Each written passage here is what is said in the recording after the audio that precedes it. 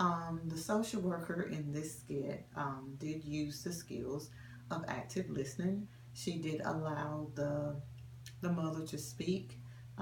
May have allowed the mother to speak a little too long, but sometimes you may encounter clients who are going to be very, very talkative, and that's why you need to practice these questions and getting good practice with your skills of being able to interrupt, but not to really throw the client off by the interruption that you're doing, but interrupt them solely to re-guide them, to help them reframe what they're saying.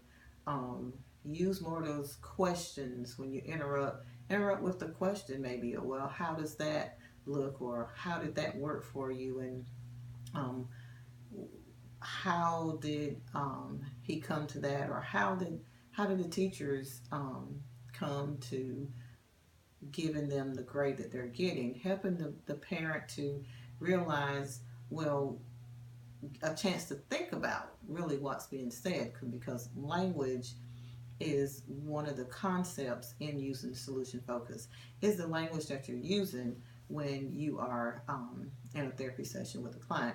Well, in this role play, the social worker did use the scaling questions, did use the miracle question, did do the exception question, and kind of sort of help the client, the mother, to sort of think some futuristic thoughts of what things would look like, with her son who is going to be going off to college. Help her to think about how things are going to look when he finally leaves. And the goal setting, the use of the calendar, the use of the planner, something helping to guide the mother to some solutions of how to solve her son's issue, and less blaming on the teachers, but help her son to come to a solution about his issues, more say than the mother worried about her issues with the teachers. The teachers being the problem versus the son maturing, which is what was discovered in the role play, is that she really wants her son to mature and be more responsible. So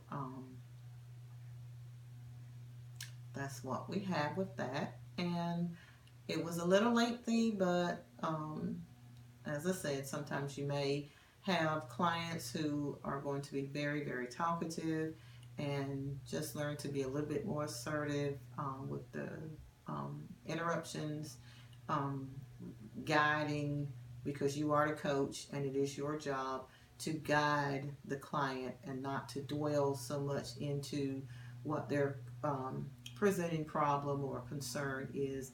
Guide them on along the way. You are the leader. You guide them to their solution, to their guide them through this process so they can see the solution. Thank you, and I hope you enjoyed the role play and that you have a clear understanding on solution focus.